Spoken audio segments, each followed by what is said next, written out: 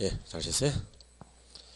그 다음에 이제 아까 우리가 여러분 그 임대주택 관련한 것들은 이제 공부를 하셨고요. 그 다음에 그 149쪽에 가로 4번의 여과 현상 한번 보죠. 여과. 그래서 여과 현상은 별을 하나 좀 해주시고요. 개념 보니까 이제 하향여과, 상향여과라는 게 있고, 자 먼저 목차 한번 보죠. 자, 넘어가시면 괄호 2번에 주거분리와 여과작용이다 뭐 그런 거 있죠. 그 다음에 이제 괄호 3번에 불량주택 문제 이렇게 있는데. 이 여과 현상은 딱 세 개만 기억하시면 돼요. 세 개. 그래서 제일 먼저 이제 뭘 기억하면 되겠느냐? 주거분리, 주거분리. 그 다음에 이제 두 번째는 여과 현상, 세 번째는 이제 불량주택 이렇게. 그래서 주거분리라는 게 뭐냐? 주거는 일반적으로 분리되어 있다. 어떻게 분리되어 있느냐? 고와 저가 나뉘어 산다. 이렇게. 그래서 경계를 중심으로. 여기 이제 저소득층이 살고 있다. 그러면 이쪽에 고소득층이 살고 있다. 뭐 그런 이야기죠. 왜 이렇게 나누어 있느냐? 뭐 모여 살면 안 되냐? 뭐 안 될 건 없는데 부의 외비효과 때문이에요. 즉 서로 불편하기 때문인데요. 근데 이 사람이 여기 들어와 산다. 그러면 자기 돈인데 자기 마음대로 쓰기는 어렵겠죠. 인간미가 있다면 좀 미안하지 않겠어요? 그러니까 불편하고. 이분이 여기 들어와 산다. 뭐 그렇게 즐겁겠어요. 나는 티코 끌고 가는데 옆에서 갑자기 벤츠가 푹 들어와가지고 박았더니 티코 5배 값을 달라 그러더라. 그러면 기분 좋다고요? 열 받는다고요? 그러니까 이제 서로 우울하니까 모여 살자고요? 떨어져 살자고요? 떨어져 살자 이렇게. 그럴 때 땅값은요 1번하고 2번 동네를 비교하면 2번 동네가 조금 비쌉니다. 그런 걸 할증 거래된다라고 이야기해요. 할증은 이제 늘었다는 이야기죠. enlargement 늘었다. 여기 이제 3번하고 4번 동네를 보면 3번 동네가 조금 쌉니다. 그래서 이런 걸 할인 거래된다. 그래서 디스카운트 싸다는 이야기예요. 왜 그러냐 그러면은 2번 동네는 1번 동네보다는 주변 환경이 좋죠. 이게 이제 뭐 넘어가면 뭐 이용할 게 많으니까. 부자 동네. 거꾸로 3번 동네는 4번 동네보다는 주변 환경이 나쁜 거예요. 왜냐? 여기 주변에서 자꾸 건너와 가지고 시끄러워. 그러니까 쾌적성이 높다고요? 떨어진다고요? 떨어진다. 그렇게 보는 거죠. 다시 말해 똑같은 32평이다 그러면은 어느 정도로 생각할 수 있느냐? 대략 여기가 2억이라면 여기는 2억 5천 정도라고 생각할 수 있고요. 여기는 한 3억 5천 정도. 여기는 4억 정도 뭐 이렇게 생각하면 좋겠다 이야기예요. 그래서 주택 가격을 대략은 비교할 수 있어야 되겠다. 그런데 이 고소득층은 주로 신규 주택을 소비하는 사람들이에요. 신규, 새 것. 이 사람들은 여기가 살다 이사가 버린 재고 주택을 주로 소비하죠. 그런데 아무리 신규 주택이라 하더라도 언젠가는 가격이 떨어지게 돼 있어요. 근데 3억 5천짜리가 3억으로 떨어진다 그 이야기인데 왜 떨어지느냐? 그건 뭐 여러분들이 아직 공부 안 했죠. 그러니까 이제 처음 공부할 때 가장 큰 애로가 아직 안 한 부분들이 많아서 애로우죠. 그러니까 한두 번 돌아갈 때까지는 잘 들어보셔야 되고 반복해서 들어야 된다고 이야기해요. 어차피 이론이 그래요. 뒤쪽과 앞쪽이 계속 연계되어 있기 때문에. 그래서 나중에 감정평가라는 걸 공부하면 인근 지역의 수명이라는 걸 공부하게 되는데 어떤 지역이 새로 개발된다? 세종시처럼 아니면 재개발된다? 지금 현재 강남처럼 강남 지금 그 반포 재개발 재건축한다면서요. 반포. 그래서 난리가 났어요 거기 또. 그러면 그죠? 그러면 이제 가격이 쫙 올라가요. 성장기라고 합니다. 성장기. 일정 기간은 유지하죠. 성숙기라고 이야기해요. 그 다음에 언젠가는 떨어지죠. 쇠퇴기라고 하고 복잡한 시기를 거쳐갑니다. 천이기. 그 다음에 완전히 바닥으로 기는 때가 있어요. 악화기 이렇게. 그래서 이렇게 5단계를 거쳐서 어떤 지역이 변화하더라. 이걸 인근지역의 수명이라 그러는데 대략 이 정도까지가 지나가면은 이 지역이 나이가 40에서 50 가까이 되죠. 여러분 건물이 40, 50년 지나면 계속 새 거일까요? 낡아질까요? 이게 다른 말로 노후화기, 쇠퇴기. 그러면 가격이 계속 유지가 된다고요? 떨어진다고요? 떨어져. 왜냐하면은 이 정도 되면은 유지보수를 안 해요. 그러니까 이제 계속 낡아가지고 떨어질 때가 온다. 떨어지면 어떻게 되느냐? 얘네 입장에서는 3억 5천일 때는 못 들어갈 수도 있어요. 그런데 3억이면은 뭐 만만해요 이거. 그러니까 들어갈 수 있는데 이렇게 들어가죠. 이런 걸 우리가 뭐라 그러느냐. 이질적인 요소가 처음으로 우리 동네에 개입됐다 그래서 침입이라 그래요. 침입. invasion 영어로 말 그대로 쳐들어갔다라고 하는 거예요. 네. 그러면 고소득층은 어떻게 될까요? 여기 이제 부자들이 살고 있었잖아요. 그런데 가난한 사람들 한 집 두 집 들어온다 그 이야기예요. 떨어지니까. 그러면 앞으로 떨어질 일만 남았고 들어오는 사람들도 소득이 낮아서 더 이상 가격을 못 받쳐줄 것 같으면 가격이 완전히 떨어질 때까지 기다렸다가 팔라 그럴까요? 빨리 나갈라 그럴까요? 그렇죠. 이 사람들 나가버리죠. 그래서 다른 동네로 나가면 공실이 생겼잖아요. 이 지역을 저소득층이 완전히 차지해버리더라. 그래서 이 동네는 가난한 사람 동네로 바뀐다. 이걸 천이라고 해요. 천이. 다른 말로 계승이다. 계승. 천이라고 한다고. 천이. 천이. 그러면 이 동네는 어떻게 된 것이냐. 자, 원래는 부자들이 살았던 동네다. 부자. 그런데 어느 순간 가난한 사람들이 사는 동네로 바뀌었더라. 이렇게 우리 저기 소득계층이 아래로 내려간다. 뭐 쉽네요. 이런 걸 하향 여과라고 하고 여기 그럼 이 동네에 사람이 없으면 어떡할 거냐. 놔둬야 될까요? 재개발해야 될까요? 재개발. 재개발하면 어떻게 되느냐. 재개발하면 원주민들이 더 들어갈까요? 보다 부자들이 들어올까요? 부자. 뭐 여러분들이 도정법 아직 공부 안 했죠 전혀? 도정법을 해봐야 이제 좀 알 텐데 좀 빨리빨리 해야 되는데 걱정입니다. 저도 제가 걱정할 일은 아닌데 알아듣기가 편할 거니까 결혼 좀 빨리빨리 했으면 좋겠어요. 그러니까 지금이 5월이면 참 좋겠어. 5월. 그럼 얼마나 잘 알아들으시겠냐. 그래서 이렇게 5월은 금방 오죠. 그래서 이렇게 되면 이제 이 지역의 소득계층이 올라갔단 말이죠. 여기 재개발되니까 새로운 성장기가 되면서 부자들이 들어왔다 그 이야기죠. 그러니까 이런 걸 소득이 올라갔다 해서 상향 여과이다 라고 이야기를 합니다. 이런 걸 필터링 프로세스 여과 과정이라 하죠. 그래서 이렇게 보셨고요. 불량주택은 여기까지를 확인해 본 다음에 그 다음에 보기로 하죠. 자, 한번 여기까지 보시죠. 여러분 주거분리 동그라미 1번에 자 주거분리의 그랬는데 주거분리란 고급주택지역과 저급주택지역이 서로 분리되는 현상을 말한다 그랬죠. 이는 도시 전체 측면에서도 발생하고 끌린 지역에서도 발생한다 뭐 그랬네 그죠. 그래서 이렇게 된다. 그 다음에 자 이제 앞쪽으로 가셔갖고 149쪽에 하향여과 한번 볼까요? 하향여과 상위 계층 사용도 주택을 하위 계층 사용하는 걸 말한다. 그래서 하향여과를 능동적 여과 현상이라고 한다 뭐 그랬네요. 그 다음에 동그라미 2번은 상향여과인데 하위 계층에 살던 주택을 대수원이나 재개발 같은 걸 통해서 상위 계층이 사용하는 주택으로 바뀌는 걸 말한다. 그래서 상향여과는 수동적 여과 현상이라고도 이야기한다 그랬어요. 그래서 이렇게 이야기한다. 그 다음에 이제 쭉 내려가셔서 괄호 3번에 불량주택이죠. 불량주택. 여러분 그 불량주택에서 위로 세 줄만 올라갈까요? 위로 세 줄. 가로 3번에서 위로 세 줄. 주거분리 현상이 나타나는 경우 고소득층 주거지역과 인접한 저소득 주택은 할증 거래되고 아까 2번 동네입니다. 저소득 주거지역과 인접한 고소득 주거지역은 할인 거래될 것이다. 아까 3번 동네죠. 그래서 이제 그런 이야기도 드렸고요.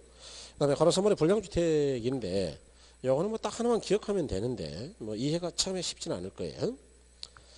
동그라미 1번에 자 도시의 불량주택들은 과거의 고가주택이 현재 저가주택으로 하향여가 된 것이다.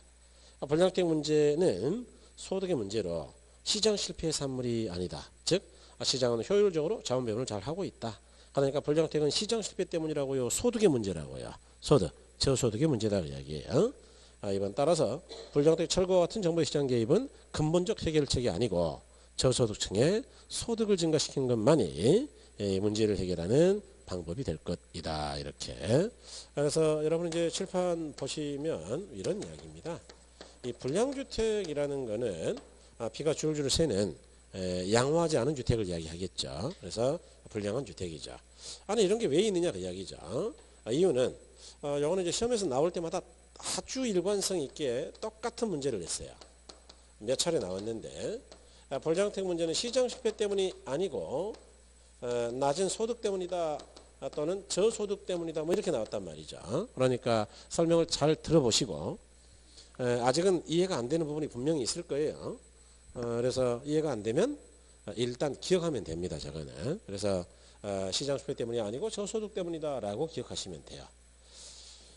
설명을 드려보죠. 여러분 불량주택은 아까 이제 비가 줄줄 새는 주택이라 했죠. 그래서 그런데 사는 분들이 계신다라고 치자. 요즘에 그렇게 많지는 않습니다만은 일부 지역에는 있죠.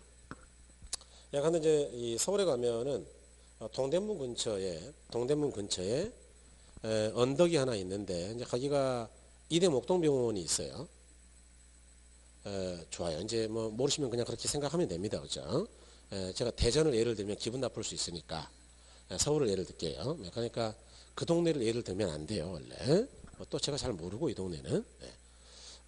그 외대 이대 목동병원 이대 동대문 쪽에 이대병원 뒤로 가면 산이 하나 있는데 그게 옛날에 그 낙산이라는 산입니다. 낙산. 저쪽 해화동 북한산 쪽에서 해화동을 거쳐서 동대문으로 흘러오는 산이 있어요. 지금은 이제 나무는 싹 다 베서 없어졌지만 그 동네가 이제 이 창신동이라는 동네인데 아래쪽은 뭐 좋은 아파트들이 어마어마하게 많습니다. 동대문 역 근처. 그런데 위쪽은 불량주택이 아직도 많이 있어요. 그래서 층고가 낮죠. 우리 어른들은 서 있을 수가 없어요. 낮아서. 그다음에 다 쓰러져 가고요. 비가 줄줄 새죠. 여기는 월세가 보증금 100만 원에 한 10만 원, 15만 원 할 겁니다. 그러니까 비싸다고요? 싸다고요? 싸다. 그래서 이제 이런 데 사는 분들은 젊은 사람들일까요? 연세가 많은 할머니들일까요? 허리가 구부러졌다니. 그래서 이제 할머니한테 여쭤보죠. 아니 할머니 저 어르신들은 폐렴 같은 거 오면은 굉장히 위험한데 가다 가면 죽죠. 노인분들이 제일 많이 죽는 게 폐렴이에요 사실은. 그래서 위험한데 이렇게 곰팡이 많은 데 사시면 어떡해요. 저쪽 가면 보증금 5천이면 되는데 5천에 40만 원. 내려가 사시죠. 좋은 동네로. 그러면 어르신이 뭐라 그럴까요? 나는 돈은 얼마든지 있는데 이렇게 높은 지역에서 서울의 야경을 보는 게 너무 좋아서 그래서 여기 산다 그럴까요? 돈이 없어서 그런다 그럴까요? 그러니까 불량주택은 결국 돈이 없어서 사는 거예요. 돈이. 이해하셨나요? 조금 어렵게 갈게요. 이제 일단 근본적인 거는 해결한 것 같아요. 아까 뭐라 그랬느냐면 어떤 지역이 새로이 개발된다 그러면 부자들이 들어온다 그랬죠. 일정 기간이 지나가면 부자들이 산다고요? 가난한 사람들이 산다고요? 하향여가 됐어요. 이와 같이 여과 과정이라는 것은 시장이 자원을 배분하는 과정입니다. 그러니까 여기서 말하는 저소득층은 하향여가가 없다면 집이 아예 없어요. 시장이 배분을 해줬기 자원의 배분이 잘 되고 있기 때문에 집을 받는 거죠. 그러니까 시장은 제 역할을 하고 있는 거예요. 실패한 게 아니고. 이해하셨나요? 왜 그럼 불량주택이 있느냐? 돈이 없으니까. 이 사람들이 웬만큼 살다가 보통 천이기 때쯤 재개발이 많이 돼요. 가장 많이 되는 게. 어지간할 때 재개발이 되면 아까 재개발되면 새로운 성장기로 간다면서요. 이 지역은 여기서 수명이 끝나고 새로운 지역으로 바뀌는 거예요. 그래서 성장기, 성숙기, 쇠퇴기 이렇게 간다 그 말이죠. 그런데 돈이 없는 사람들이 이렇게 싼 집을 원하면 재개발할 수 있을까요? 없을까요? 없죠. 그러니까 불량화되는 거예요. 불량화. 여기 악화기 때. 그러니까 불량주택의 문제는 시장이 자원 배분을 못해서 그러는 게 아니에요. 자원 배분은 하고 있는데 돈이 없어서 싼 주택을 원하는 사람들이 있으니까 쫓아내지 못한다 그 이야기예요. 이해하셨나요? 바로 불량주택 문제는 시장비 때문이 아니고 저소득의 문제죠. 그러니까 철거한다고 되는 게 아니에요. 가난한 사람들의 소득을 높여주지 않는다면 영원히 불량주택은 해결이 안 된다 그 이야기예요. 이해하신 거죠? 그래서 우리 눈에 안 보일 뿐이죠. 나중에 공법 공부하시면 그 이야기 할지도 몰라요. 순환식 재개발이라고. 그러니까 우리가 재개발하면 대부분 원주민이 쫓겨납니다. 눈에 안 보이죠? 안 보이는데 어디로 가겠어요? 더 좋은 동네로 가겠어요? 더 나쁜 동네로 가겠어요? 그러죠. 그러면 한번 해볼까요? 여기 우리나라가 이렇게 했는데 여기 재개발해서 쫓겨났어. 그래서 좀 나쁜 동네로 갔어요. 여기 또 재개발하면 또 쫓겨나. 조금 더 나쁜 동네로 가죠. 그래서 한 3번만 나쁜 동네로 가면 산속에 들어가 가지고요. 어르신이 죽어도 아무도 몰라. 2달 뒤에 발견되는 거예요. 고독사. 이해하셨나요? 그러니까 오늘날 이제 공법학자들은 야 이렇게 무작정 재개발할 게 아니고 이 사람들이 거주 대책을 마련하면서 하자. 그래서 이제 순환식 재개발이라는 것도 하고 별걸 다 하죠. 이주 대책 마련이에요. 그래서 그건 공법에서 심각하게 공부하시고 좀 저한테도 알려주세요. 좋은 정책이 있으면. 그래서 이제 그렇게 그래서 불량주택은 이제 해결이 됐고요. 여러분 어디로 가시냐 하면 조세로 가죠. 조세. 그래서 151조 맨 끝에 부동산 조세인데 조세의 기능 그런 거는 개론에서는 안 나와요. 그러니까 세법에서 공부하세요. 세법. 세법에서 세법은 이제 또 아무래도 뭐 시간의 여유가 좀 있으시니까 거기서 이제 상세히 공부하시고요. 우리는 그 경제적 효과를 따질 겁니다. 경제적 효과. 그래서 그런 것들을 한번 따져 보자.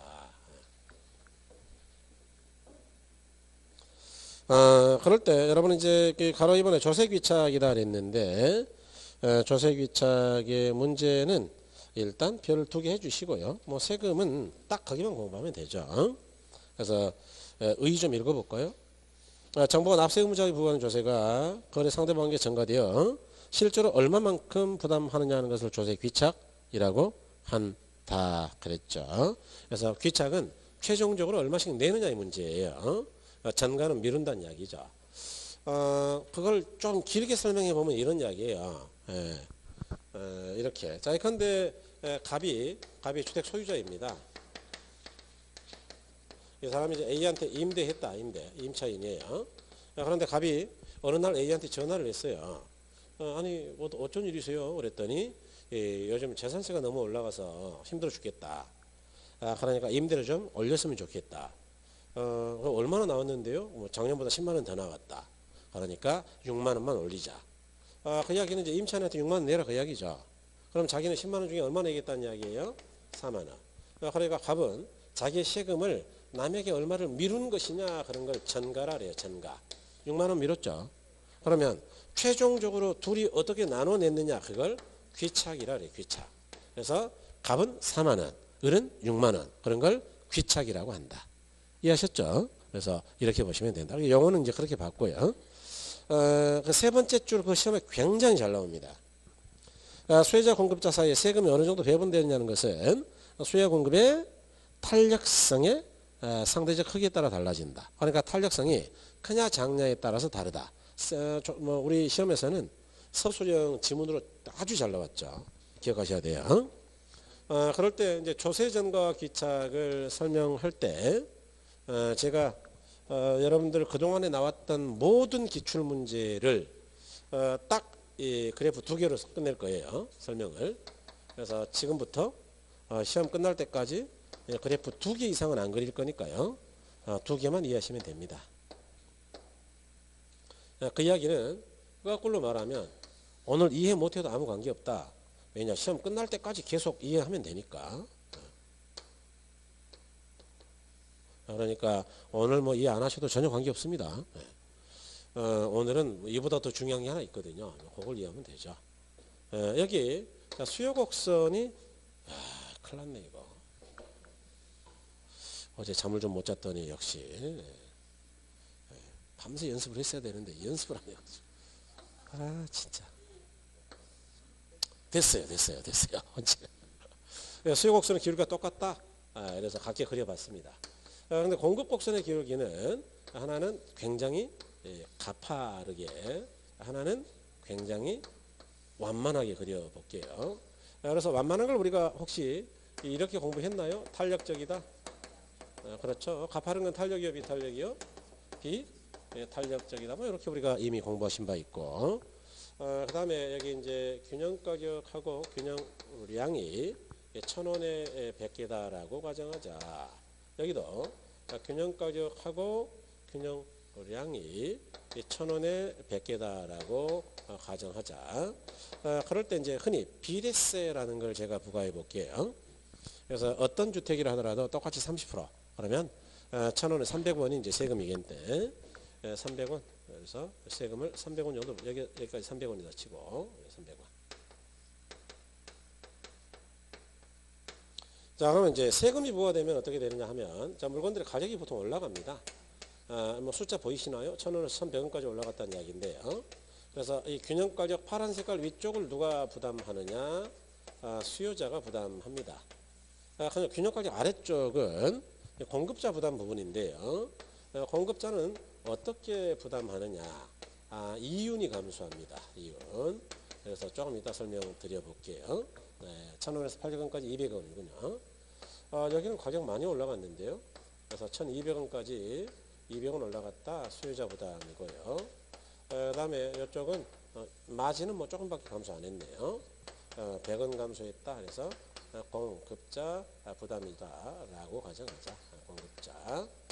그래서 이제 설명은 드려 볼 텐데요. 뭐 혹시라도 이해가 안 되더라도 아직은 시간이 많다 그랬죠. 여러분 여기 자, 조세 때문에 가격이 올라간다라는 거 먼저 설명할게요. 그럼 뭐 간단하죠. 우리나라 기름값이 현재 휘발유가 얼마인가요? 리터당 한 1,500원 하나요? 1,500원? 만일 세금이 없으면 얼마 정도 할 것 같으세요? 세금 때문에 가격 많이 올라간 거거든요. 제가 볼 때는 800원 절대 800원 넘지 않을 겁니다.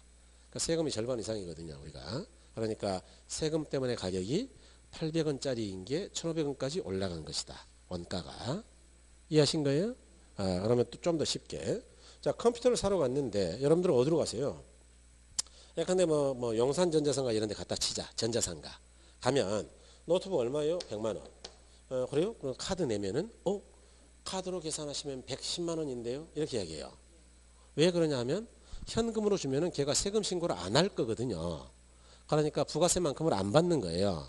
자기도 안 할 거니까. 그런데 카드로 긁으면은 어차피 신고하게 돼 있어. 다 누락 노출되니까. 그러니까 100만 받는다고요. 세금까지 받는다고요. 그 이야기입니다, 이게. 그래서 110만 원 달라 그런다. 그러니까 세금 때문에 가격 10만 원이 내려갔다는 이야기예요? 올라갔다는 이야기예요? 올라갔다. 그렇죠. 그런 이야기가 되겠죠. 그래서 가격이 올라갔는데 이런 이야기입니다. 원래 1,000원짜리 물건이었는데요. 한 개에. 그런데 세금 때문에 가격이 1,100원까지 올라갔다 그 이야기예요. 그러면 이 100원을 도대체 누가 내는 거냐 이야기입니다. 돈 더 내는 게 누구예요? 물건 살 때? 수요자. 물건 살 때 수요자가 돈 내는 거 아니에요? 그러니까 균형가격 위쪽은 누구 부담이냐? 수요자. 그럼 공급자는 어떻게 되느냐? 원래 한 개 팔면 1,000원 받았는데 세금 때문에 1,100원 받았으니까 무척 기뻐해야 되느냐? 그건 아니에요. 왜냐하면 1,100원 더 받았다 하더라도 세금을 300원 내야 돼. 300원. 그런데 100원은 누구한테 받아왔느냐? 수요자. 그러니까 아래쪽 200원은 누가 낼 예정이냐? 공급자. 그럼 공급자는 세금 때문에 균형가격 아래쪽이죠. 세금 때문에 이익이 늘었어요. 200원만큼 줄었어요. 그렇죠. 그래서 마진이 준다고 이야기해요. 그래서 이렇게 부담하더라. 그러 이쪽은 수요자, 이쪽은 공급자죠. 이제 여기 뭐 앞으로 다양한 용도로 쓰일 겁니다. 아주 다양하게 쓸 거예요, 제가. 그래서 그거는 이제 그때 쓰기로 하고 오늘은 이제 문만 열었을 뿐입니다. 오늘 꼭 기억하실 건 이거죠. 쉬워요. 세금 진짜 쉬운 게 세금인데. 수요가 탄력적이다. 그럴 때는 누가 많이 부담하냐? 수요가 좋아요. 어쨌든 비탄력적이다. 그럴 때는 또 누가 많이 부담하느냐? 그 다음에 공급이 탄력적일 때는 누가 많이 부담하는지, 공급이 비탄력적일 때는 누가 많이 부담하는지 이렇게 4개의 경우의 수만 알면 돼요. 그래서 이제 이걸 뭐 많이들 외우라고 가르치죠. 그런데 외울 일은 전혀 없어요. 이거는 뭐하러 이걸 외우냐? 그걸 또 8개로 외우더라고. 뭐 수탄공, 뭐 수비수, 뭐 어쩌고저쩌고 공탄수 정말 막 짜증이 날라 그러는데 그거 들으면 그래서 이제 문제 잘 풀어봤더니 문제도 못 풀었또 맨 수탄공 수탄공 했더니 수요자를 물어보니까 하면서 어떻게 되지? 못 풀고 있더라고요. 그래서 아이고 제발 외우지 마시라니까요. 여기 여러분 이제 아는 것부터 질문할게요. 탄력적이다는 탄력성이 1보다 크다. 비탄력은 1보다 탄력성은 1보다 크다. 비탄력은 1보다 작다. 그럴 때 딱 하나만 기억하면 됩니다. 하나만. 이 탄력성하고 이 부담액은 정확하게 반대입니다. 반대예요. 그러니까 탄력성이 크다는 이야기는 부담액이 작다 그 이야기입니다. 요거는 거꾸로 부담액이 크다. 여기는 부담액이 작다. 여기는 부담액이 크다. 이렇게 반대. 그거만 알면 돼. 뭐 다른 거 외울 거 없고 반대. 그런데 중요한 게 이제 아까 어떤 분이 이야기하셨는데, 자, 수요가 탄력 그럴 때는 누구의 부담을 봐야 반대냐? 수요자의 부담을 봐야 반대가 됩니다. 자, 이게 전체 세금이 아까 300원으로 가정했죠? 그럴 때 수요자가 적게 부담한다는 이야기는 이 상대방을 공급자라 하는데, 이걸 상대방이라 그래요. 상대방. 상대방은 적게 부담이에요? 좀 많이 부담이에요? 그렇죠. 300원 중에 얘가 조금 부담은 많이 하겠죠. 그래서 상대방은 안 봐도 알아요. 그러니까 우리가 수요가 탄력 그랬는데 수요자를 안 보고 공급자를 보면 화살표가 반대예요? 똑같은 방향이에요? 이래서 틀리는 거예요. 이래서. 누구 보는지를 몰라서. 그러니까 수요의 탄력할 때는 뭘 본다고요? 수요자. 그래서 그럼 수요가 비탄력 그럴 때는 누구를 봐야 되겠어요? 네, 그래야 반대가 된다. 그럼 수요자가 많이 부담하니까 상대방은 많이요 적게요 이렇게 되겠죠. 자, 그러면 이제 공급이 탄력 그럴 때는 누구를 봐야 되겠어요? 불러보세요. 네? 누구? 공급자 그래야지. 여기서 공급자가 안 나오면 이해가 안 된 거다 그 이야기예요. 이제 그러면 이제 맞았다 틀렸다 그러죠. 컨디션에 따라서. 그래서 공급의 탄력성을 때는 누구를 먼저 본다 그랬느냐? 공급자. 그러면 공급자가 반대로 적게 부담하니까 상대방의 수요자는 적게 부담이요? 많이 부담이요? 많이. 그 다음에 공급이 비탄력 그랬으니까 공급자를 먼저 봐야 된다. 공급자의 탄력성을 설명하고 있는 거니까. 그러면 공급자가 많이 부담하니까 상대방 수요자는 많이요? 적게요? 적게 이렇게 될 것이다 그 이야기죠. 그럼 여기서는 반대다라는 것만 알면 어떤 경우도 다 해결할 수 있다. 8개로 외우는 게 아니고 한 가지만 기억하면 된다. 그럼 이걸 내가 어떻게 믿고 쓰란 말입니까? 그럴 것 같아서 증명한 거예요. 여기 공급이 탄력, 공급 탄력. 공급자 부담이 수요자보다 큽니까? 적습니까? 적다. 숫자 보이나요? 1000 빼기 900은 100원 부담이에요. 100원 부담이고 수요자는 1200원 빼기 1000원이니까 200원 부담이다 그 이야기죠. 그러니까 공급이 탄력적일 때는 공급자 부담 적은 거 맞네요. 자, 공급이 비탄력 증명하죠. 뭐 여기 공급이 비탄력, 공급자 부담은 1000원에서 800원이니까 얼마 부담한 거예요? 200원. 그럼 수요자 부담은 얼마냐 그 이야기예요. 나머지 100원. 그러니까 공급이 비탄력 때 공급자 부담 많다 그 이야기죠. 그러니까 증명했다 그 이야기예요. 이것도 마음대로 증명하죠. 그래프를 쟤랑 거꾸로 그리면 되지. 공급 똑같이 그리고 수요만 다르게 하면. 그래서 이렇게 이해할 수 있더라. 그래서 이렇게. 자, 그러면 이걸 가지고 이런 것도 맞출 수 있나요? 수요가 그냥 탄력이 아니고 완전 탄력이면 어떻게 되느냐? 다시 말해 탄력성이 무한대다 그 이야기 아니에요? 자, 그러면 자 똑같이 합니다. 탄력성이 크면 클수록 부담액은 반대로 커진다고요? 적어진다고요? 자, 수요의 탄력성 그럴 때는 누구를 봐야 되겠다고요? 예, 수요자. 그러면 얘가 무한히 크니까 수요자 부담은 무한히 작아져 가지고 없어요. 부담할 게 제로. 그러면 상대방인 공급자는 부담을 적게 할까요? 많이 할까요? 전액 전부 다 혼자 부담이에요. 그러니까 거기도 반대면 되잖아요. 반대. 그럼 여기는 수요가 비탄력은 여러분이 하면 되겠네요. 공급이 완전 탄력하십시오. 그 다음에 공급이 완전 비탄력은 해볼게요. 요거 시험에 잘 나오거든요. 왜 잘 나올까요? 토지의 물리적 공급 곡선은 수직이어서, 즉 완전 비탄력이니까. 그러니까 잘 나오죠. 그러니까 부동산 세금을 이야기할 때는 꼭 한 번씩 써먹는 게 이거죠. 이해하신 거죠? 그럴 수밖에 없잖아요. 지금까지 공부한 걸로만 봐도. 이거는 탄력성이 제로다. 그러면 공급의 탄력성을 이야기했으니까 누구를 봐야 반대가 되느냐? 수요자의 공급자요? 네, 공급자. 그래서 공급자의 부담은 반대로 커질 거다. 여기 어마어마하게 작아서 없어요. 탄력성이. 그러면 어마어마하게 커지겠네요. 그래서 얼마인데요? 그렇죠. 전액 부담이죠. 예. 어떤 분은 또 무한대 그러던데 세금 무한대는 없어요. 그러니까 전부 제일 큰 게. 그럼 상대방의 수요자 부담은 있을까요? 제로일까요? 제로. 그래서 이렇게 된다. 그러니까 반대다라는 것만 알면 된다. 오케이. 그러니까 아까 첫째 줄에 읽었죠. 수요자 또는 공급자가 얼마씩이나 부담하느냐라는 문제는 수요나 공급의 탄력성에 따라 다르다. 탄력성에 따라. 탄력적일수록 적게 부담하네요. 이해하셨나요? 그래서 그런 것들이 시험에 잘 나온다 이야기예요. 그래서 가로 이번에 조세부가 요구했는데 여러분 거기 그래프에 대한 설명은 다 했으니까 여러분 읽어보시는데 동그라미 1번만 볼게요. 1번. 임대인에게 재산세를 부과하면 임대인들은 비용이 증가한다고 인식하므로 공급을 감소시켜 공급곡선이 좌상향으로 이동한다 그랬는데 이런 이야기예요. 여러분 여기 세금이 부과된다 그러면은 소비자는 어떻게 생각하느냐? 가격이 하락한다고 생각하겠어요? 상승한다 생각하겠어요? 상승. 그러니까 공급이 감소했다라고 생각한다. 인식, 소비자 인식하에서는 공급이 증가한다고요? 감소했다고 생각한다고요? 감소했다. 그 이야기예요.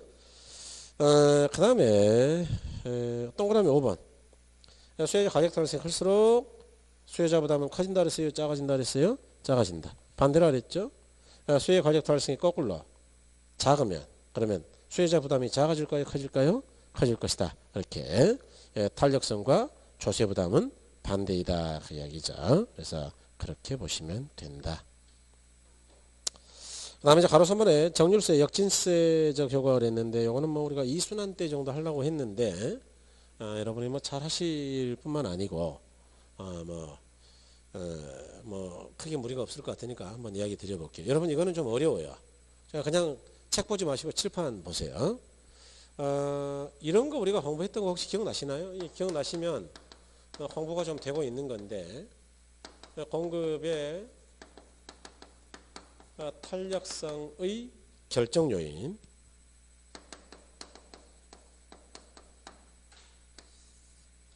물론 수요 공급 이론할 때 했죠. 예를 들어서 단기에는 비탄력적이고 장기에는 탄력적이다. 그 다음에 용도 전환이 용이할수록 탄력적이고 또 용도가 다양할수록 탄력적이라 그랬고요. 용도적 대체가 잘 될수록 또는 대체제가 많으면 많을수록 탄력적이다 그랬죠. 그래서 이렇게 뭐 이런 것들을 우리가 이제 공급의 탄력성을 공부할 때 했단 말이죠.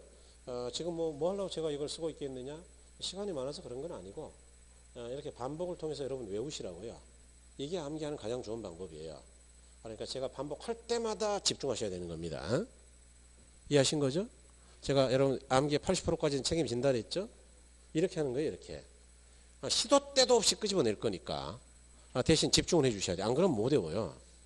제 입만 아프지 못 외운다고요. 그러면 이제 의미가 없죠. 그래서 그러면 안 되고요. 그 다음에 여러분 요거는 이야기 드렸는데 기억이 안 날 수도 있어요. 신규 주택은 비탄력적이고 재고주택은 비탄력이요 탄력이요 탄력이다. 왜 이런 이야기를 했느냐? 또 복습할게요. 공급의 가격 탄력성은 공식이 어떻게 되냐 하면 가격의 변화 비율에 대한 뭐에 대한이라고요? 그러면 누가 분모일까요? 뭐뭐에 대한 기억하고 계신 거죠? 요거에 대한 공급량의 변화 비율이다. 자, 그럴 때 가격이 30% 올랐다.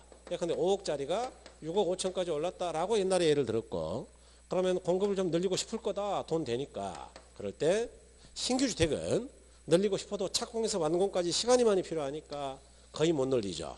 탄력이요, 비탄력이요? 비탄력. 재고주택은 뭐 언제 만들 필요가 있냐? 그냥 전화만 하면 되지.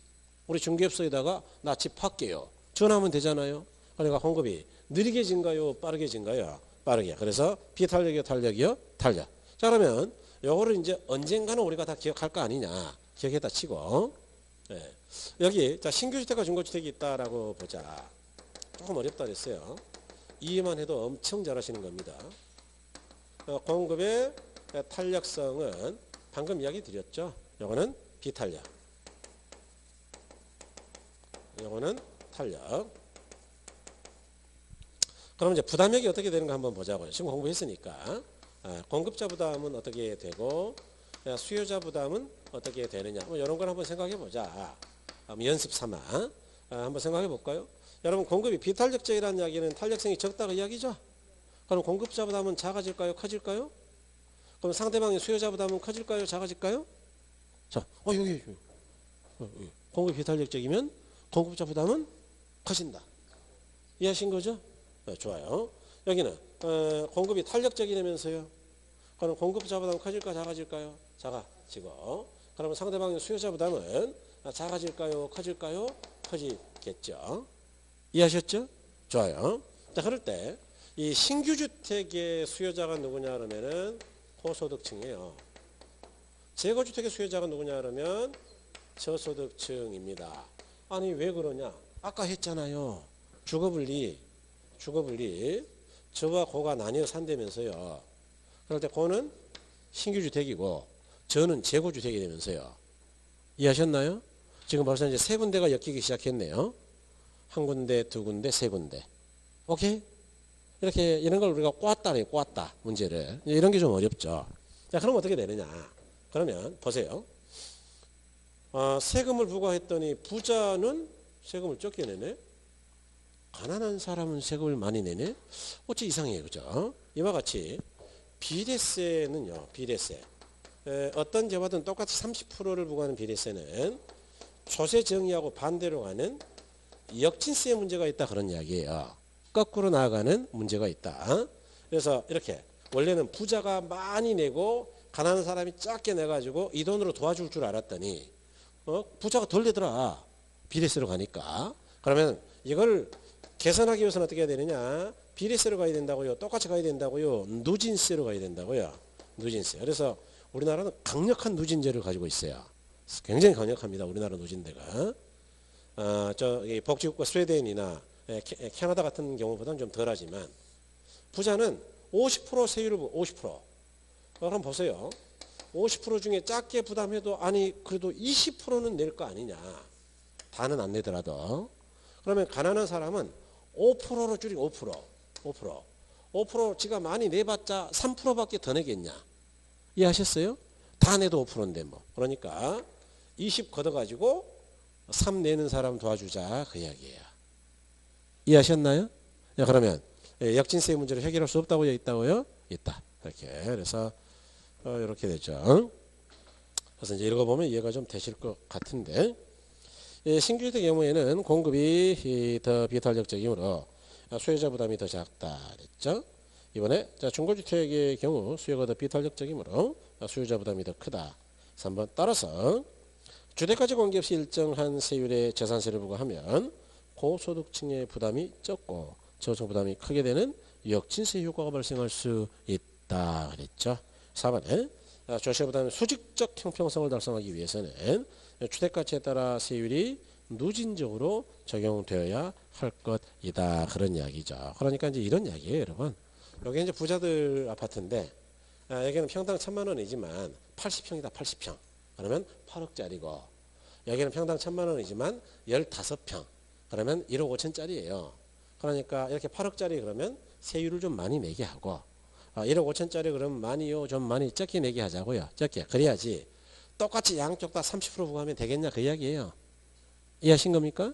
그래서 그렇게 가야 된다 이야기죠. 그래서 그런 걸 누진세라고 한다. 그다음에 이제 나머지는 뭐 또 천천히 보기로 하죠. 그래서 이렇게 해서 이제 우리가 조세까지 정리를 하셨네요. 여러분 다음은 투자이론 한번 가보세요. 투자이론 174조 조금 더 하려고 했는데 오늘 뭐 안 되겠네요. 174쪽에 챕터 4 부동산 투자론이라고 있나요? 이거 뭐 어마어마하게 중요하죠. 그 앞쪽에 투자론 해가지고 이제 그 편 목차가 있는데 뭐 제 1장부터 뭐 쭉 해가지고 제 6장까지 있네요. 투자분석 기법까지. 그런데 이 제 4편 투자론에다가는 왕별을 한 3개 해놓고 그러고 정말 잘하셔야 됩니다. 그러니까 요것만 하고 끝낼게요. 지금 이제 여러분들이 처음 하시는 분들이니까요. 어쨌든 공부하는 방법이 상당히 중요하거든요. 자리 잡아야 되니까. 옛날에도 이야기했는데 어차피 잊어버리니까 다시 말씀드리는 거예요. 경제론. 특히 이 중에 수요공급 이론. 수요공급 이론이 잘 되면 오늘 보셨죠? 정책론이 잘 될 수밖에 없다. 이걸 오늘 보신 거예요 지금. 그래서 오늘 보니까 아닌 게 아니라 이거 그래프 모르면은 싸그리 다 외워야 되겠네. 뭐 그런 느낌 들 거고 이제. 그래서 이쪽은 잘 돼야 된다. 요거 5문제. 경제론 전체가 6개죠. 요거 4개 5개. 그래서 약 10개 11개죠. 그 다음에 이제 제 4편이 투자론인데 이 투자론은 이 자체가 7문제예요. 그 다음에 여기 잘 되면 금융이 잘 되죠. 금융. 그래서 금융. 그 다음에 감정평가가 잘 되죠. 평가론이 우리 책으로는 7편이에요. 그럴 때 금융이 아무리 안 나와도 5개. 올해 6개 나왔었죠. 작년에. 그런데 한 5개 봐야죠. 평가론이 6개죠. 그럼 이거 합해가지고 몇 개냐? 18개. 그러면 2개 합하면 얼마냐? 28개. 그래서 이 2개가 시험 문제 거의 전부라 그랬죠. 나머지 부분도 많은데 나머지 부분보다 이쪽이 압도적으로 많더라. 그러니까 요걸 잘 못하면 시험에서는 거의 끝났다고 봐야죠. 그래서 이 2개는 저 같으면 동영상을 20번도 넘게 듣겠다 그 이야기예요. 저 같으면 뿌리를 뽑아버리겠다. 선생이 언제 숨 쉬는지까지 지켜보겠다. 이해하셨어요? 실제로 공부 많이 하신 분들은요. 조금 있다가 이 농담 할 거야 그걸 알아요. 아, 또 하네? 뭐 이러면서 그런다니까요. 진짜 농담이 아니고 아마 저쯤에서 숨을 한번 쉬고 돌아볼 거야. 뭐 이런 것도 아는 거예요. 하도 많이 봐가지고. 그러니까 이제 그렇게 되면 공부가 진짜 쉬워집니다. 그래서 오늘도 어려웠지만 다음 주는 뭐 녹록지 않죠. 그래서 이쪽을 잘 정리하면 여기까지 이제 무난히 그럭저럭 가요. 뭐 어렵긴 하지만. 그래서 잘 하시면 좋겠습니다. 여러분 어쨌든 새해 복 많이 받으시고요. 그다음에 이제 뭐 무엇보다 합격하셔야죠. 그래서 지금 이 자리에 계신 여러분들은 100% 합격하셔야 되겠어요. 이제 3월달에 이 자리에 계신 분들은 그건 그때 생각해 보고 이야기할 거고. 그래서 그러시면 좋겠습니다. 여러분 수고하셨습니다. 수고하셨습니다. 수고하셨습니다.